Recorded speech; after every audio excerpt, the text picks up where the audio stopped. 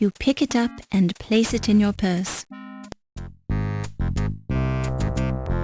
The intercom crackles and you hear, Wolfie, it's Olympia. If you can hear me, meet me in the armor room at 2 o'clock. You promised to show me your private scars, remember? See you there, Wolfcakes.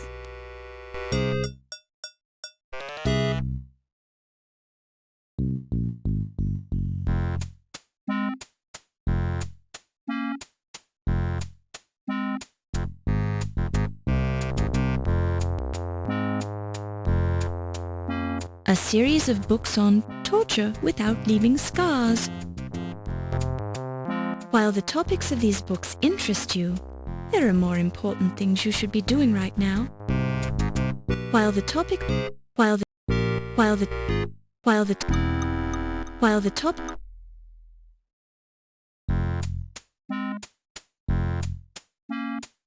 The poetry book falls open to a poem, She Walks in Beauty, written by Lord Byron. The page is marked by a black garter with a note pinned to it.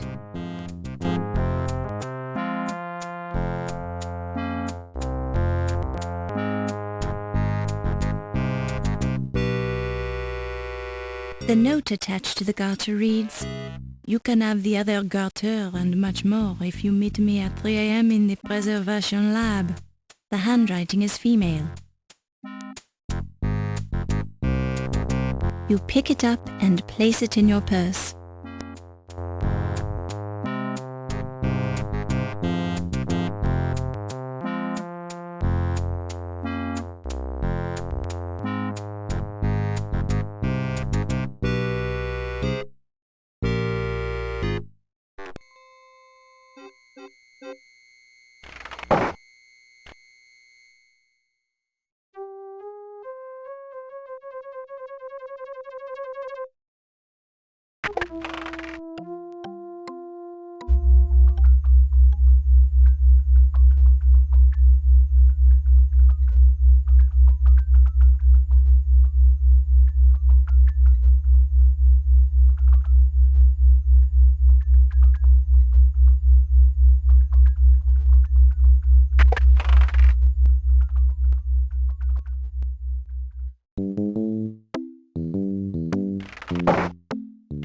The intercom crackles and you hear,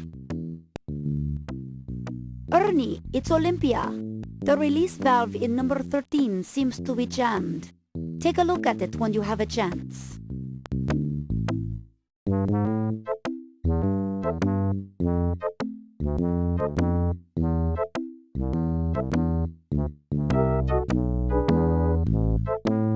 It's inscribed with the words, Acme Snake Lasso.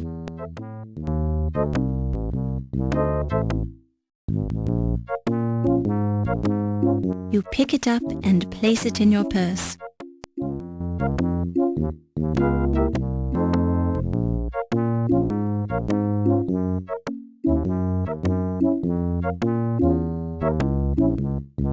Best to leave this room right where it is, otherwise Ernie won't be able to find it when he comes looking for it. Best to leave this room right.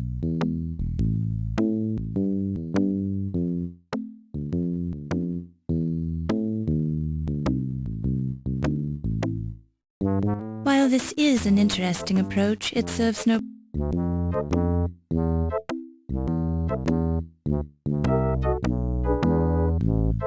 Ernie's index to the stored items in the alcohol vats.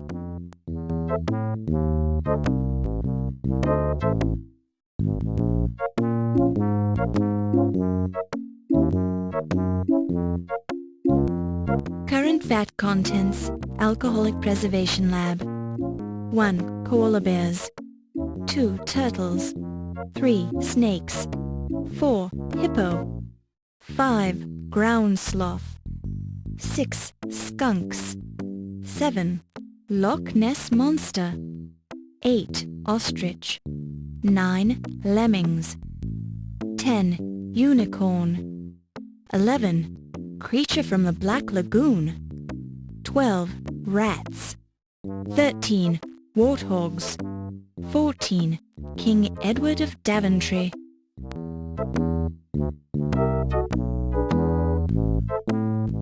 One of those newfangled intercom units.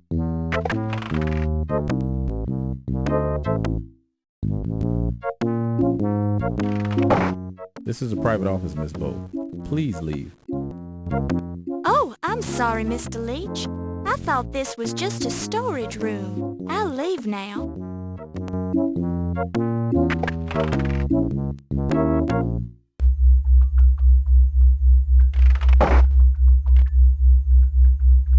This door is locked.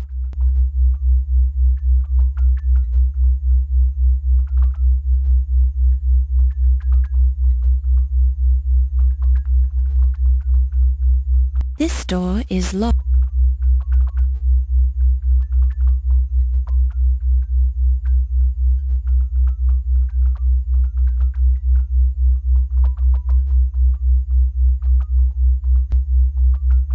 You don't hear anything.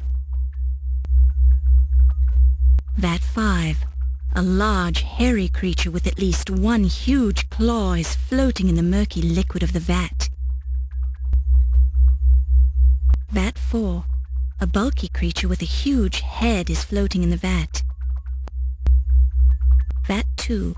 Peering through the glass, you see a turtle floating nearby in the liquid. Vat 1. Small marsupials are floating in the murky liquid. Vat 6. Small furry creatures about the size of the average dog, colored black with white stripes, are floating in the vat. Vat 8. A thick body with 2 long bird-like legs and a long neck ending in a small head floats in the vat. Vat 9. Tiny furry creatures, too cute for words, are floating in the murky liquid. There are so many of them in here that their individual shapes merge together into one massive fur ball. Vat 10. Is that a unicorn floating in the murky liquid? Can't be. Unicorns are mythical creatures. Vat 11. Something odd is floating in the murky liquid. It appears to be half man and half fish. Or maybe it's just a trick of the light. Vat 12. Small creatures with long tails are floating in the murky liquid. Vat 13. Indistinct shapes are floating in the murky liquid. None of the creatures are close enough to the glass to see what they are.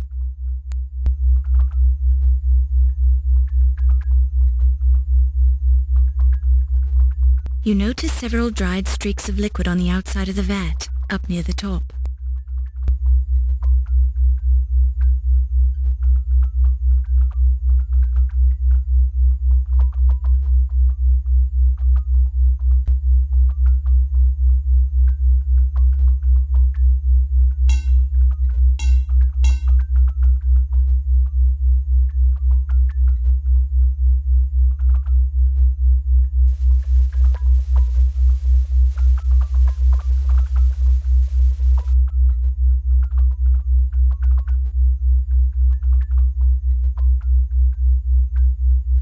Could it be? Yes. It's heavy. It's shiny. It's real gold. It's got a sharp point at one end. It's the Dagger of Amon Ra.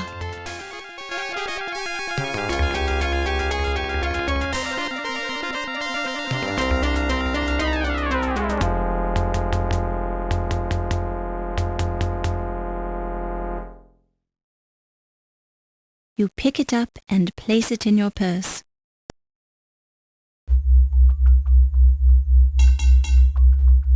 Boy, the alcohol fumes sure are strong in here.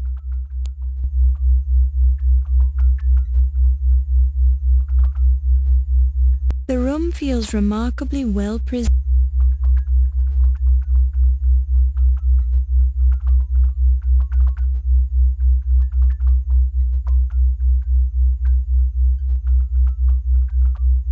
This door is locked.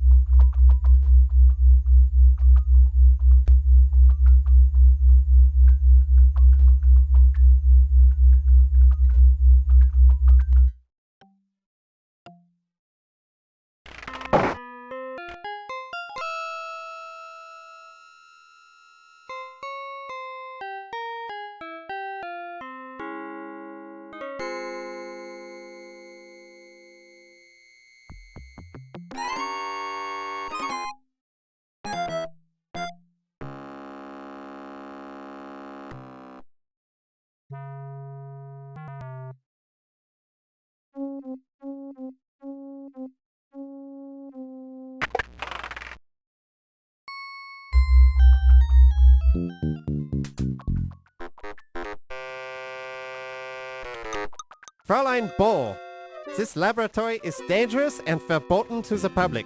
You will leave now!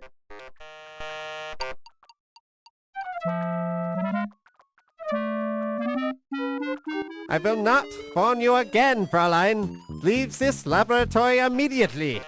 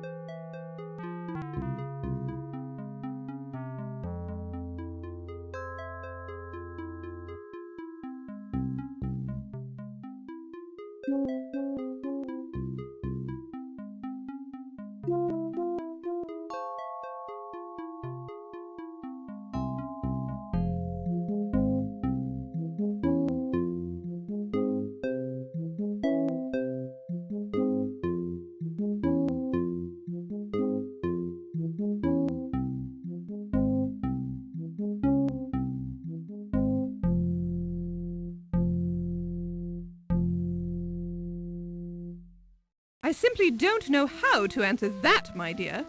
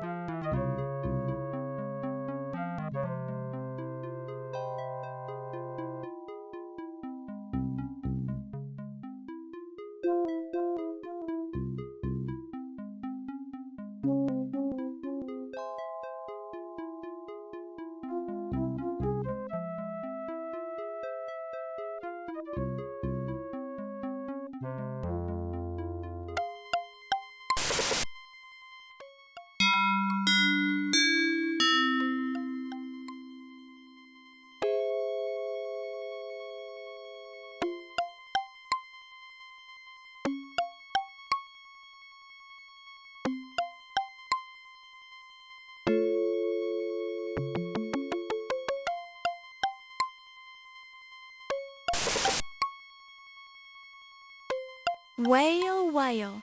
Good evening, Countess. What are you doing here? I just happened to be hiding behind the tapestry. You're lying. How could you tell? Nobody just happens to hide behind a museum tapestry. And nobody just walks around inside a museum late at night with paintings under their arms. Paintings? Oh, you mean these paintings? I just found them laying around on the floor and I picked them up so no one would step on them. I don't think so. You don't think so? Are you accusing me of something, you silly girl? What do you think? I think you're a rude girl who needs to learn some manners. The nerve going around accusing people of stealing paintings.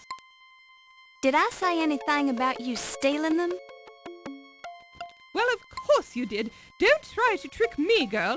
I've got more tricks than you have brain cells. One thing I have to ask myself is, why did you bring those paintings to a meeting with Dr. Carrington this time of night? How did you know I was meeting Dr. Carrington? I found a note beside his body. His body? You talk about him like he was dead. Yes, he is. Dead as a doorknob. You didn't know about it? You're trying to trick me again. Dr. Carrington is alive and well and working in his office. Well, you're right about him being in his office, but he's quite dead, I assure you. Oh, my God! And you seem to be a logical murder suspect. Wait a second. You're not going to pin this one on me. I didn't have anything to do with it. Why would I want to kill him? We've got a perfectly good art burglary scheme going. Art burglary? I think I said too much. If you're trying to convince me that you're not the murderer, you're not doing a very good job of it. What do I care what you think anyway? You're not a cop. But I am a reporter, and I could write about you in the newspaper. Of course, your reputation would be ruined, and the police would get very interested in you. But you're tough, so I'm sure you could handle it. Look, it was just a little deal I worked out with Dr. Carrington. An art forger duplicates the paintings on the wall of the gallery. Then we hang them up in place of the real ones, which we sell to private collectors. Didn't you think someone would catch on after a while?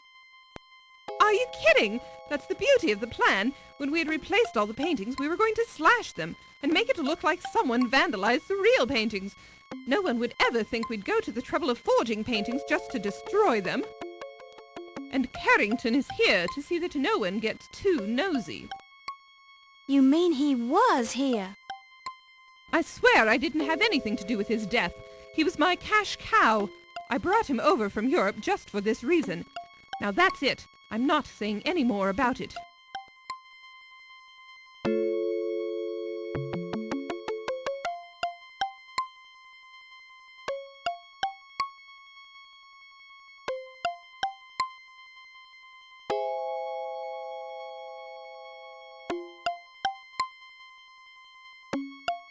I don't feel like talking about that now.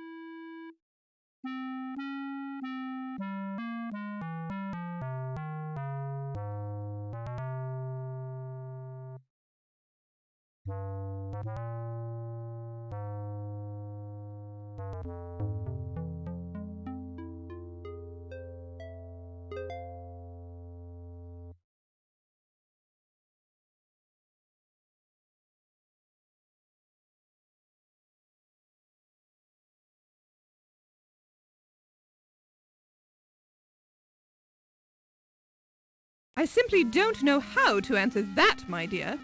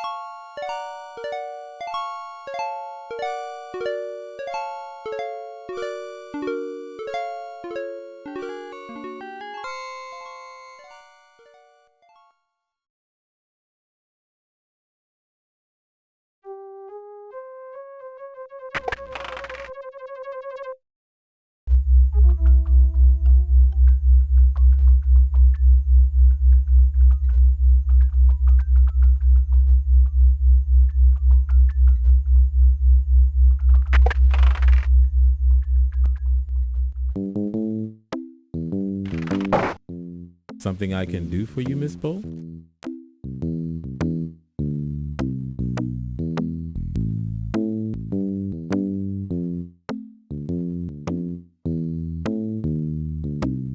I don't have much use for carbon paper. You might ask that Ramses fella. He's a bean counter. He probably uses it. I'm sorry, Miss Bow, but I'm kind of busy right now. Is there something I can help you with? If not, I've got work to do. Miss Bow, I've got a lot of problems.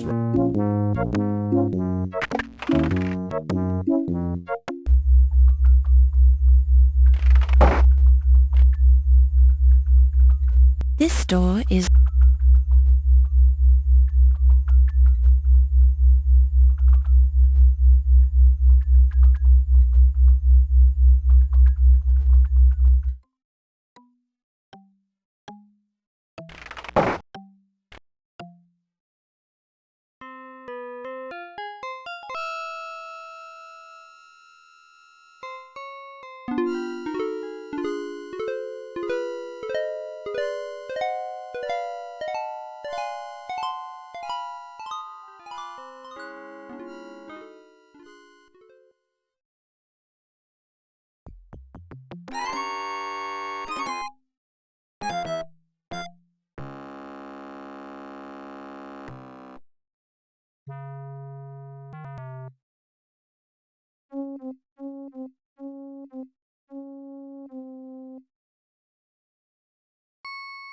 One of the skeletons in the Bosch painting appears to be holding an object that glints in the light.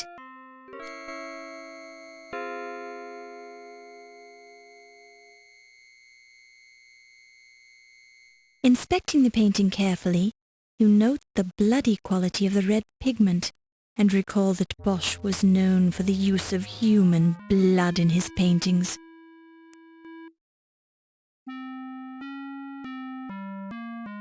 It's an actual skeleton key glued to the painting as if it's being held by one of the skeletons. That Bosch was a stickler for realism.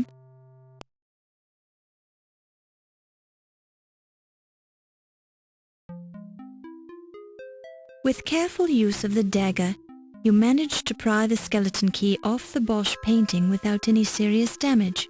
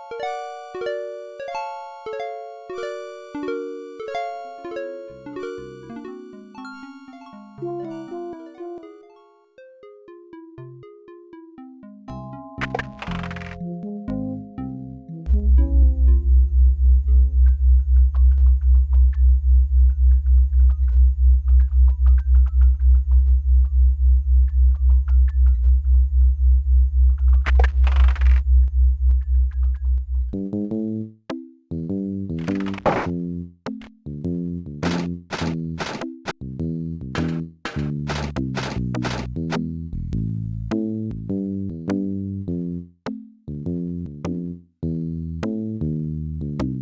not the sort of thing you... Upon close inspection, you see nothing new here.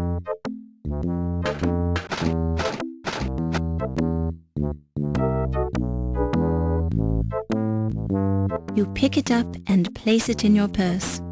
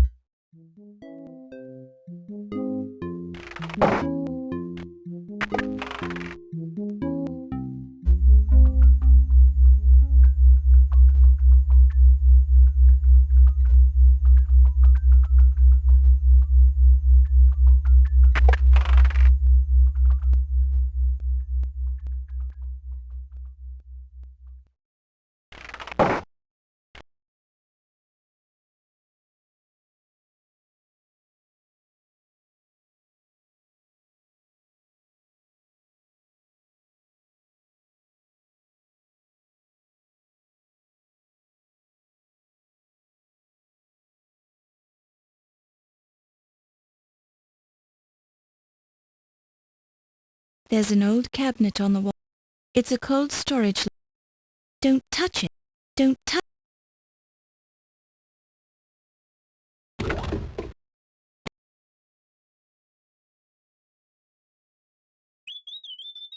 You pick it up and place it in your purse.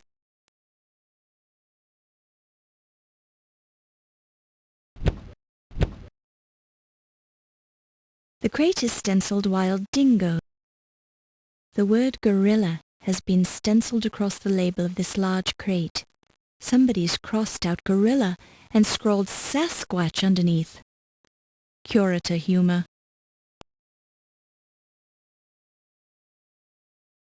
The trunk has a name tag identifying it as part of Carrington's personal luggage. Beside it is another sticker emblazoned with the logo Andrea Doria. This trunk is locked. You find plenty of scratches, dents and gouges, but nothing unusual for a steamer trunk.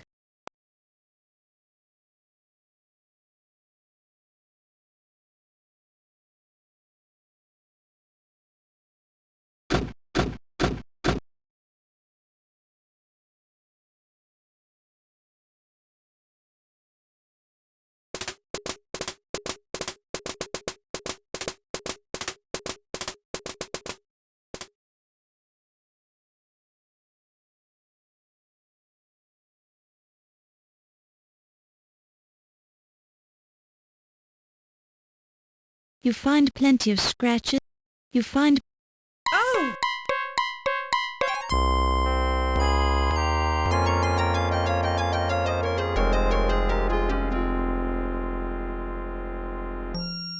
A skeleton lies in the trunk, its bones picked clean by the domestic beetles. They've efficiently removed every last shred of flesh, making the skeleton nearly impossible to identify. A skeleton lies... A skeleton...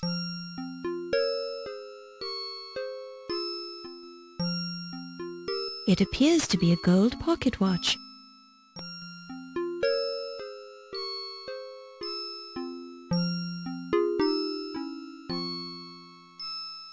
A close look reveals an inscription on the watch. To Dr. Archibald Carrington III for your years of dedicated service, many thanks from your staff at the British Museum.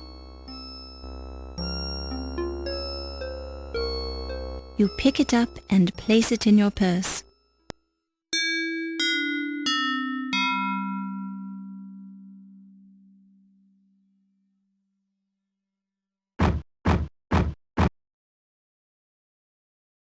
You pick it up and place it in your purse.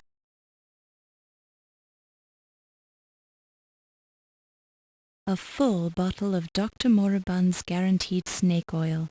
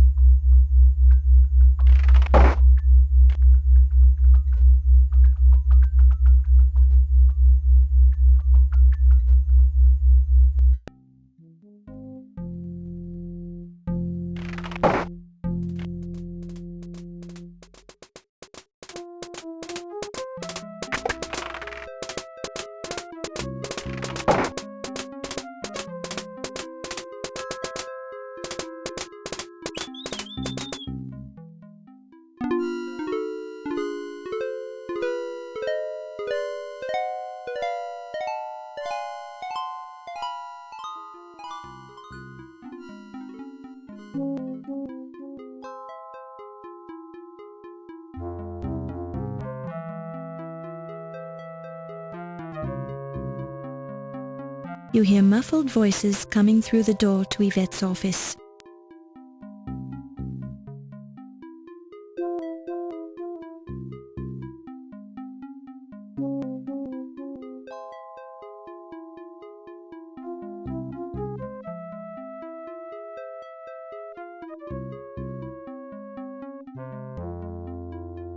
You hear muffled voices.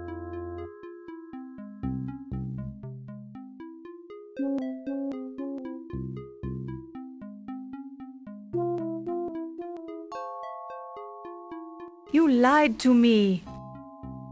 Well, lass, I guess that makes us even. You lied to me. You had something to do with the Dagger burglary. You've been sleeping with someone else. I saw you go off with that dock worker.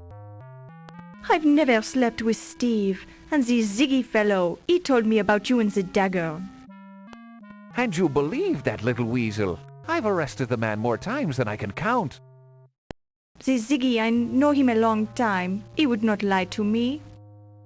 That man'd lie to his own mother if someone paid him for it. Ziggy, he says you were working with the Carrington to steal the Dagger. Lies! You can't be trusting the man. If he wasn't already dead, I'd pound the truth out of him. Maybe you already did.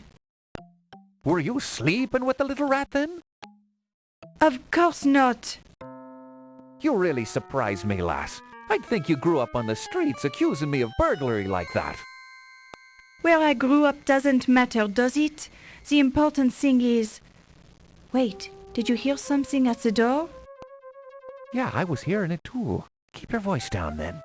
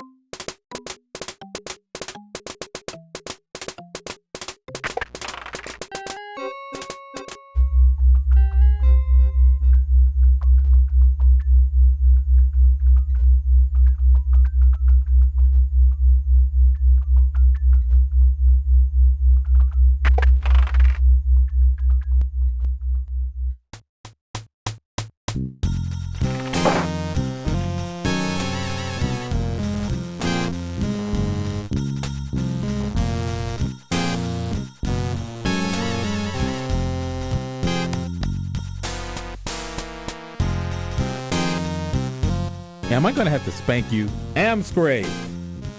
Maybe she's wanting to join us, yes?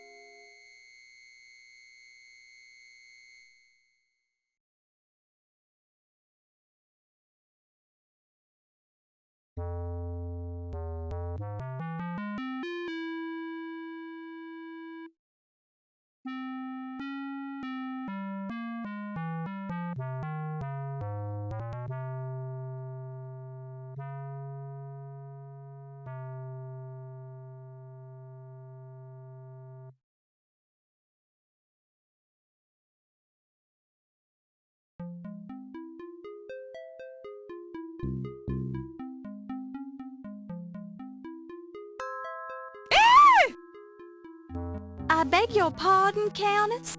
Here now, where did you get your mitts on that? Answer me. I... I really don't think that belongs to you, Miss Bow. I suggest you give it to me for safekeeping. No, I don't believe I can do that, Countess. Miss Bow, I said...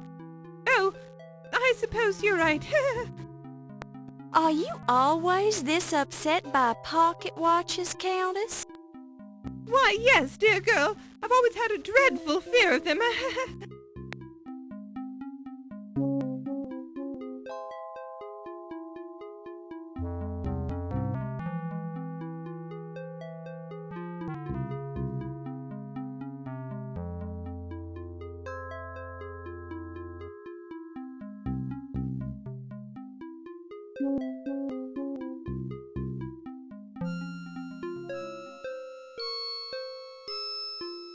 This is one of the 3 wires that formerly suspended the pterodactyl from the ceiling.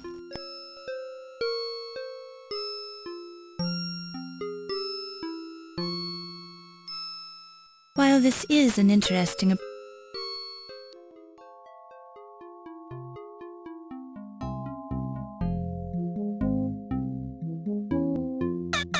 you pick it up and place it in your purse.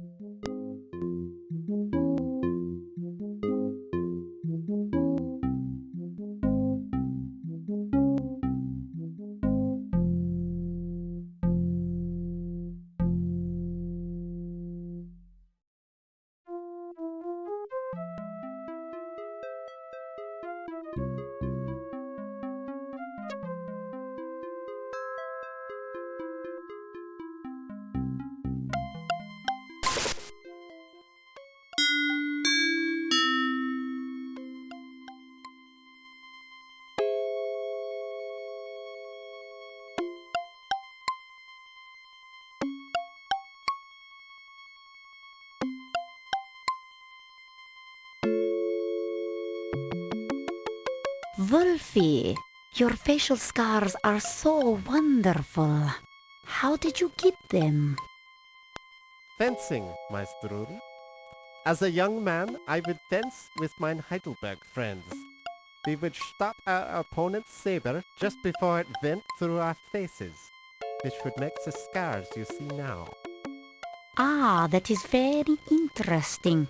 You did not use masks to protect your faces? 9. That would have been considered unmanly. You'll have to show me how to do that sometime. There are many things I can show you, my Strudel. Perhaps we should go somewhere less public, Wolfie. Oh yeah, good idea. Particularly since there's an annoying reporter wandering around the museum. That is not something I would have allowed if I was running things here. Give it time, Wolfie. Perhaps you will be running things here someday, if I have anything to say about it. Oh? What can you do? There are ways, but come, let us speak of these things in more privacy.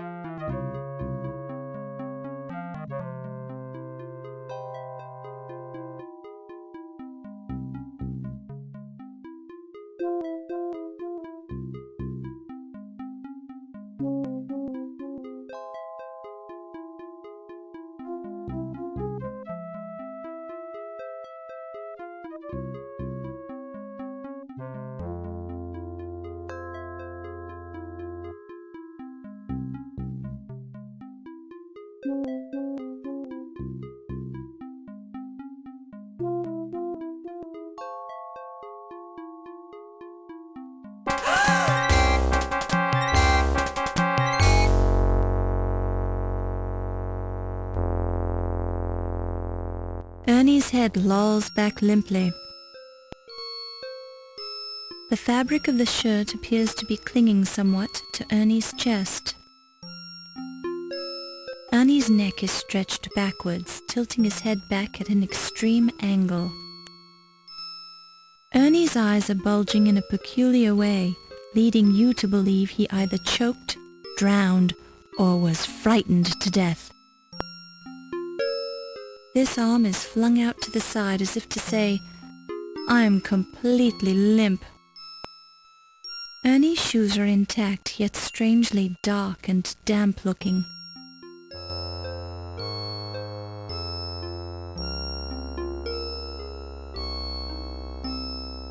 The hairs are bristled and clearly animal in origin, with a faint smell of alcohol. You pick it up and place it in your purse.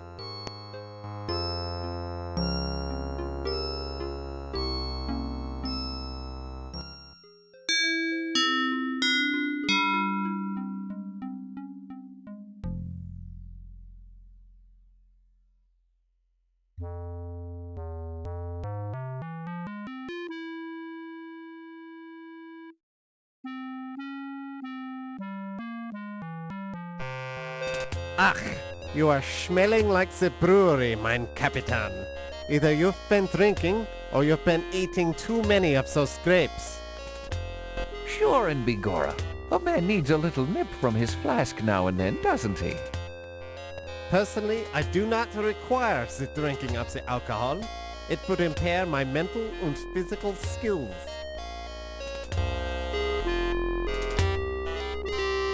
Ernie Leach has been murdered! What was that, lass? Ernie is dead! So, you finally come to us to confess, is that it? Confess? No! I'm reporting a murder! And you was the first one to find the body again? Well, I guess so. Quite a coincidence, Fräulein. I think we should be interrogating you to learn the truth! I've had enough of your lies! Calm down, Heimlich. If there's any interrogating to be done, I'll be the one who does it. Now then, lass, where did you find the body? The mastodon room. He's hanging from some mastodon tusks. Ach, he's probably just sleeping on the job. No, I'm sure he's dead. Well, I'll go take a look at him then. If I need to talk to you, I'll find you later.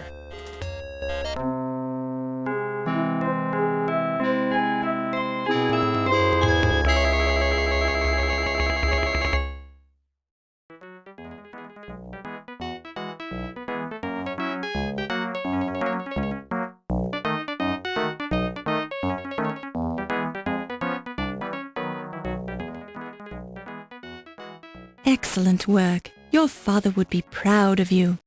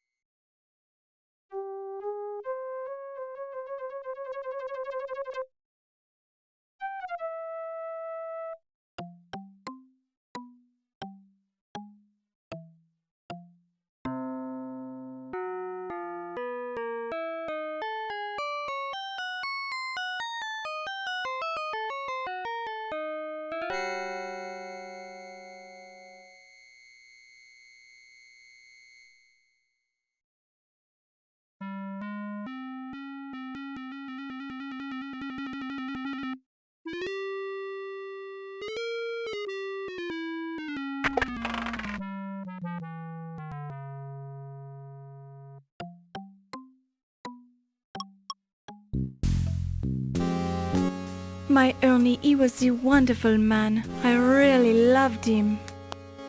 Oh, sure you did. I know your type, Yvette. I know you didn't really love him.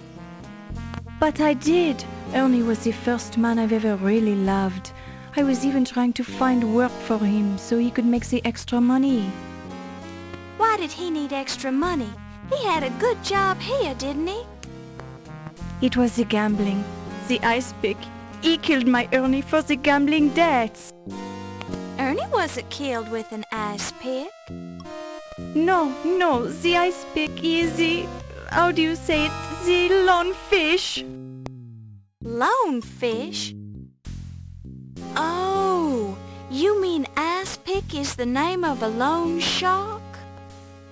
Oui, the ice pick is an evil man. You're sure he's the one who killed Ernie? My Ernie, he was worried about the ice pick. He told me about him this evening. Very curious. I'm surprised you had time to see Ernie tonight. Why is that? Because you've been spending so much time with Mr. Dorian. Oh, you mean the Steve? He is the attractive man, but we are only the friends, no? But my Ernie, what will I do without him? I can see you're upset. I'll leave you alone.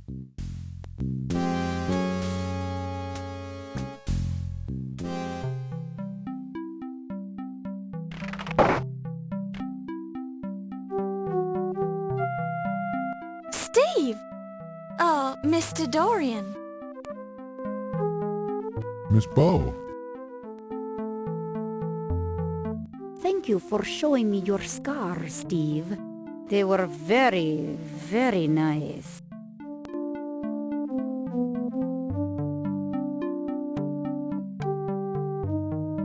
Haven't seen you in a while, Mr. Dorian. Well, women keep carrying me off. Carrying you off? Yeah. First, Miss Delacroix pulled me away from the party to show me the old master's gallery. Then there was Dr. Miklos. She's been pestering me about my scars ever since she found out I worked on the docks. Weird lady. You don't seem too upset by all the attention. Well, I would rather have spent the time with you. I'd think a big, strong man like you would have been able to get away from them if you wanted to do so. Well, I hate to be rude, and I did end up finding you here. Have you heard about the murders? Murders? Oh, I guess somebody did mention that. You seem kind of distracted. Yeah, well, I've got news for you, too. I think some of the paintings in the old master's gallery are forgeries. The paint is still wet on some of them. Yes, well, I hardly think that...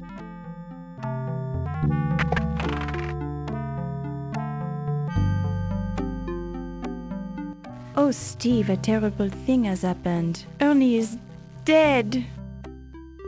Ernie? Yes, my Ernie. What will I do? Oh, I need a big man to cry on. Please, come into my office. Sorry, Miss Bow. The poor woman seems very upset. Maybe there's something I can do for her. I can just guess what that is. We can talk more later, okay? We'll see about that. You hear muffled voices coming through the door to Yvette's office.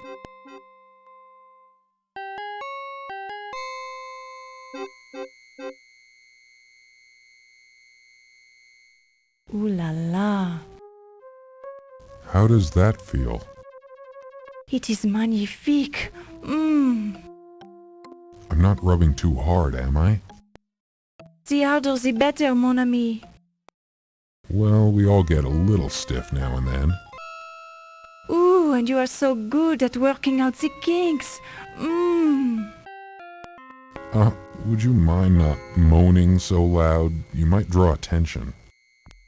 Ooh, I cannot be helping it. You are so big and so strong. Oh my.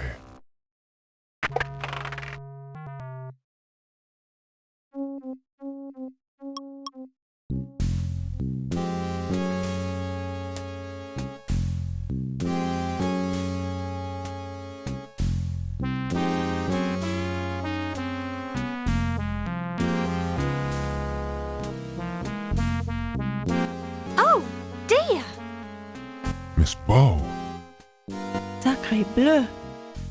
I can explain this. I bet you can, Mr. Dorian. I'm just rubbing her neck.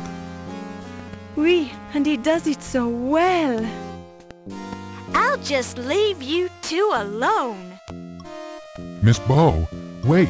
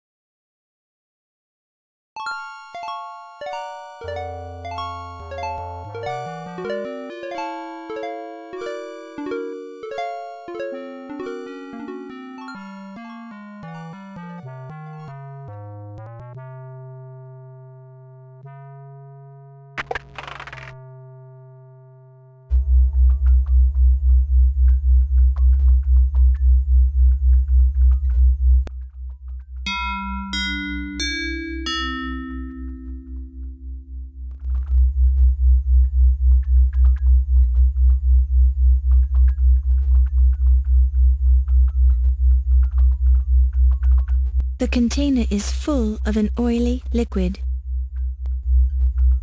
A wooden workbench loaded with many empty glass containers that smell of alcohol, although one of them is full of an oily liquid. The desk is dusty, giving you the impression that it's not used very often.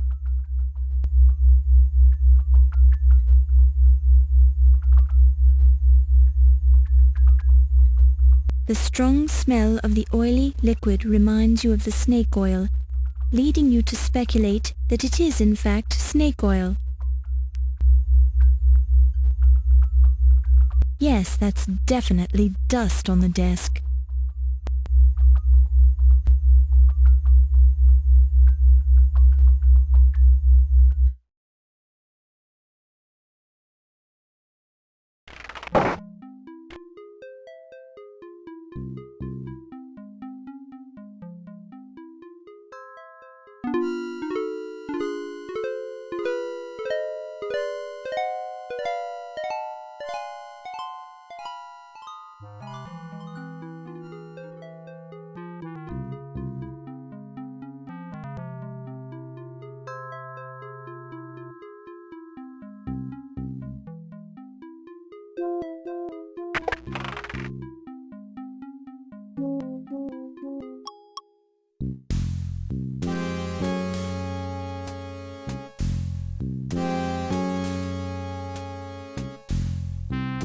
The typewriter keys hold fingerprints that probably belong to Yvette.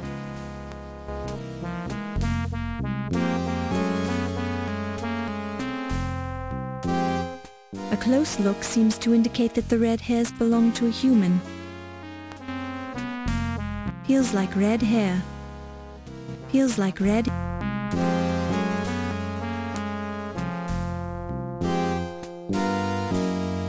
The backs of the high heels on this expensive woman's shoe are heavily scuffed.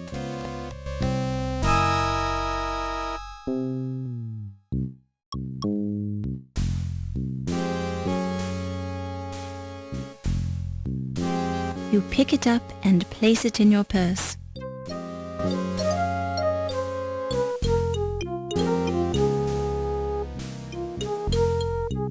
That's not the sort. It looks like a piece of fabric torn from Yvette's dress, possibly in a moment of passion. You don't need it. Leave it here for the police.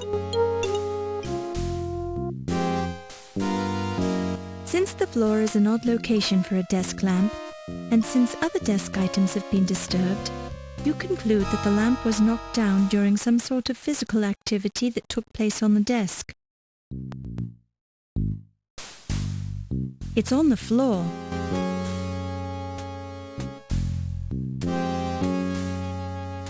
The chair is made of wood, and it smells like Yvette's perfume. The typewriter key. That's not the... Assorted garbage fills the wastebasket. Now you're absolutely certain it's the floor.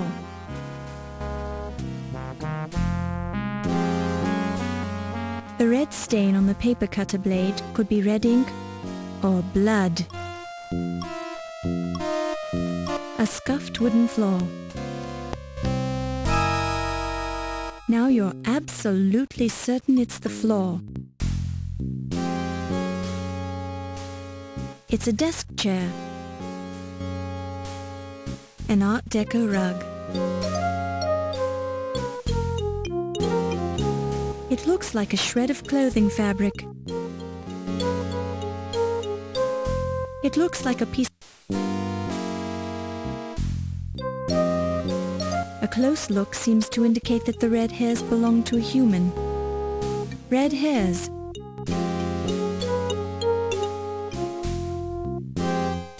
The desk is in disarray. Looks. Can. It's an intercom slave unit. One of those new portable typewriters. At a mere £50, you can take it anywhere. Well, you could if it was useful to you, which it isn't, so forget it. You don't need to... It feels like a wood chair. It feels like... This is a... Don't touch it. Don't touch it.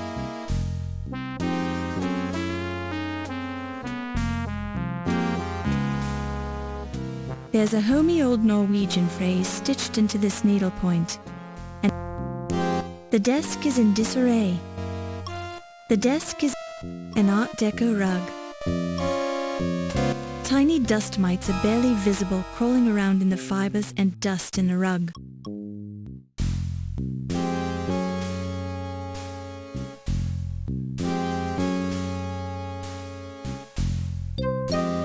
It looks like a piece of fabric torn. You don't need it. It looks like a shred of... It's a desk chair. A scuffed wooden floor. The chair is made of wood, and it smells like Yvette's perfume. Upon close inspection, you see nothing new here. It's a waste basket full of waste. It's on the floor, but it's a scuffed wooden floor.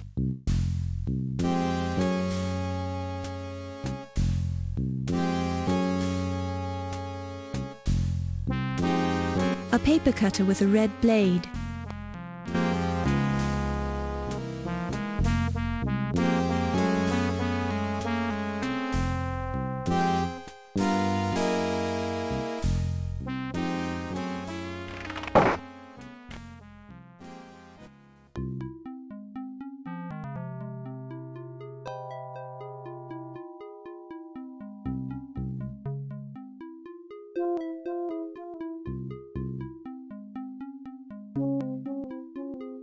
The subject of this sculpture looks curiously familiar.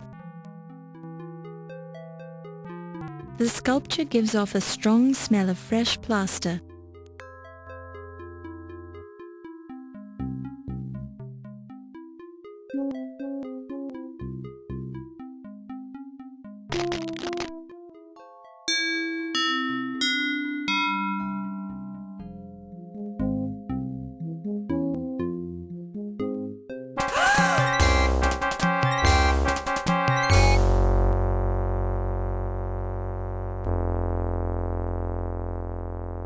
Yvette's face doesn't look as good in death as it did in life, perhaps because her makeup is covered with plaster dust. There is plaster dust all over Yvette's bare, pale skin.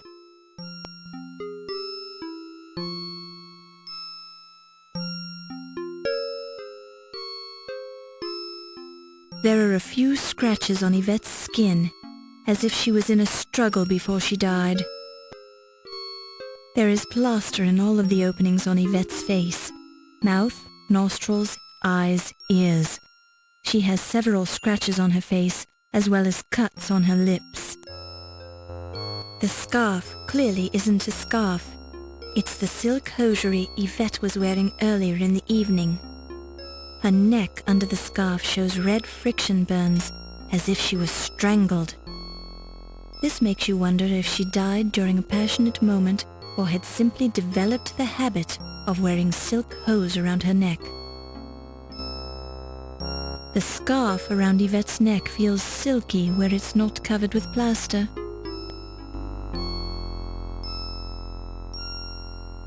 There appears to be a fingerprint on one of the lenses of the bifocals, although you have no way to identify it.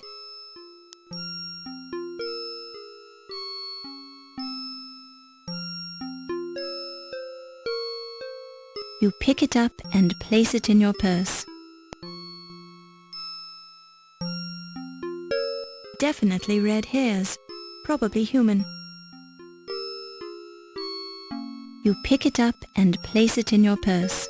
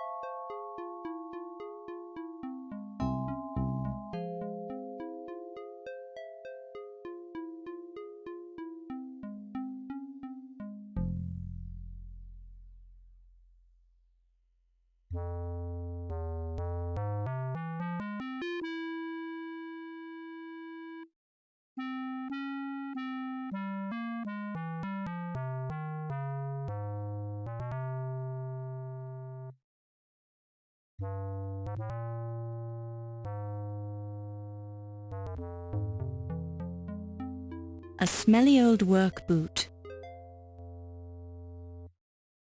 The work boot is size 12 EE. You pick it up and place it in your purse.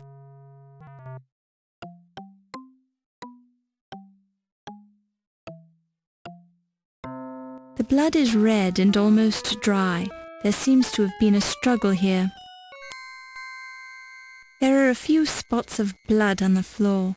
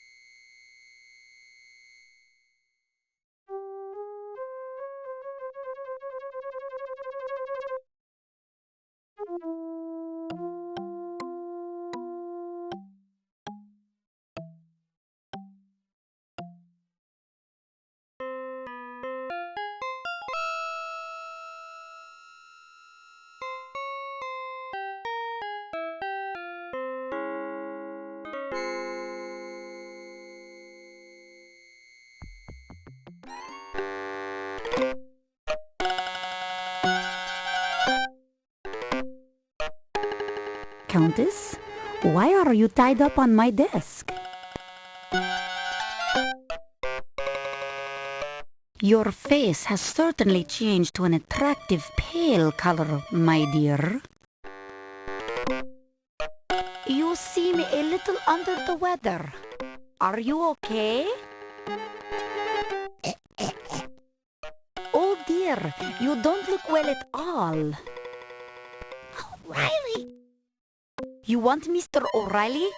Okay, just wait right here and I'll go get him.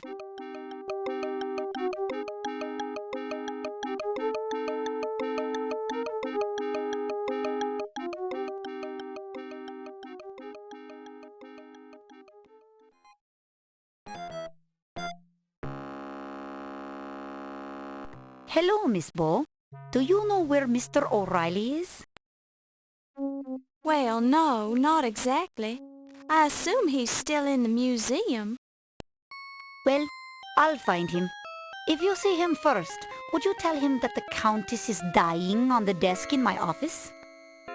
The Countess is dying? What's wrong with her? Well, she's looking rather pale. Her eyes are glazed, and she's not breathing much. I'd guessed she'd been bitten by a snake. By a snake? Must you keep repeating everything I say? In any case, I've got to go now.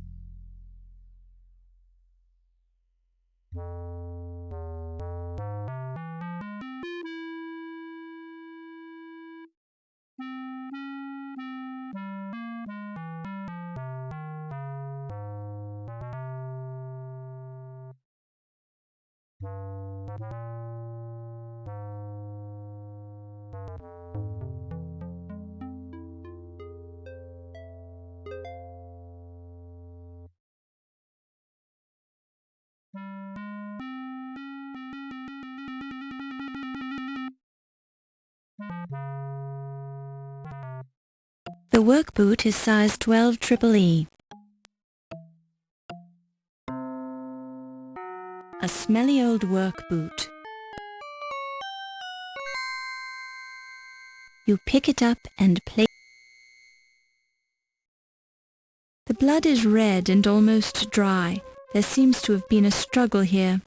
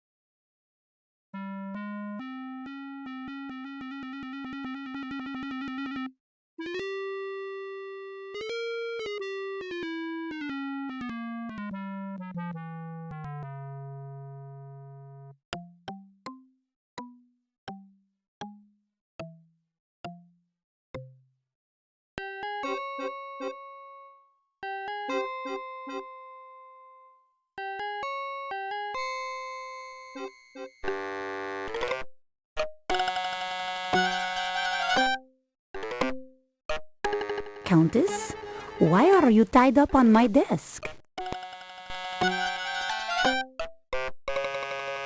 Your face has certainly changed to an attractive pale color, my dear. You seem a little under the weather. Are you okay? Oh dear, you don't look well at all. O'Reilly! You want Mr. O'Reilly? Okay, just wait right here and I'll go get him.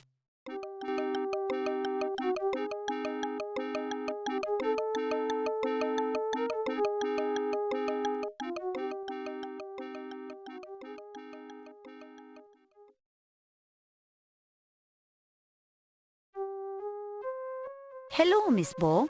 Do you know where Mr. O'Reilly is? Well, no, not exactly. I assume he's still in the museum. Well, I'll find him. If you see him first, would you tell him that the Countess is dying on the desk in my office? The Countess is dying? What's wrong with her? Well, she's looking rather pale. Her eyes are glazed, and she's not breathing much. I'd guessed she'd been bitten by a snake. By a snake? Must you keep repeating everything I say? In any case, I've got to go now.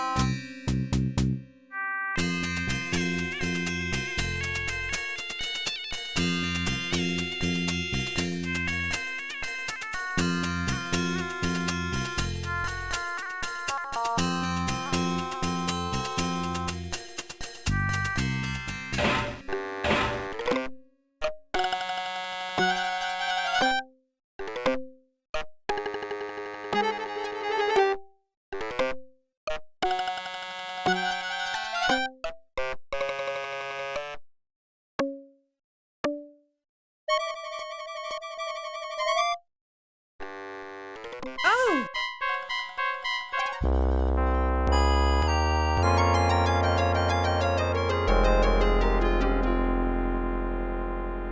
A little bunch of grapes. Chilled, you remember something about grapes being found alongside the victims of Jack the Ripper. You pick it up and place it in your purse. It's the bound and dead body of the Countess Lavinia Waldorf Carlton. The Countess is looking rather pale. She seems surprised that she died here on Olympia's desk.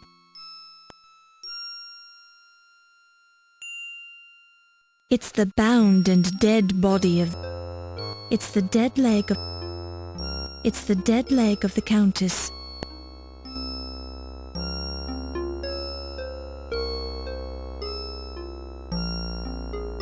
Her bloodshot eyes are open and staring into infinity. Her lips have a bluish tint.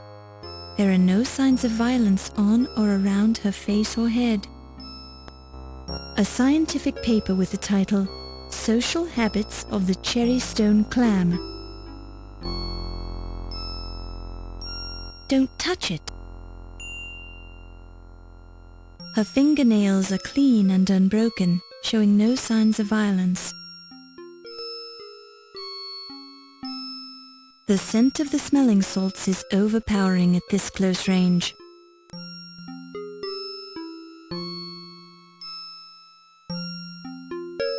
You pick it up and place it in your purse. You detect a trickle of what could prove to be cobra venom. You deem it wise not to touch it when you remember that it's a neurotoxin that causes progressive paralysis leading to respiratory failure. That biology class was useful after all. You detect a trickle of... You detect... A cobra fang is embedded in the Countess's swollen ankle.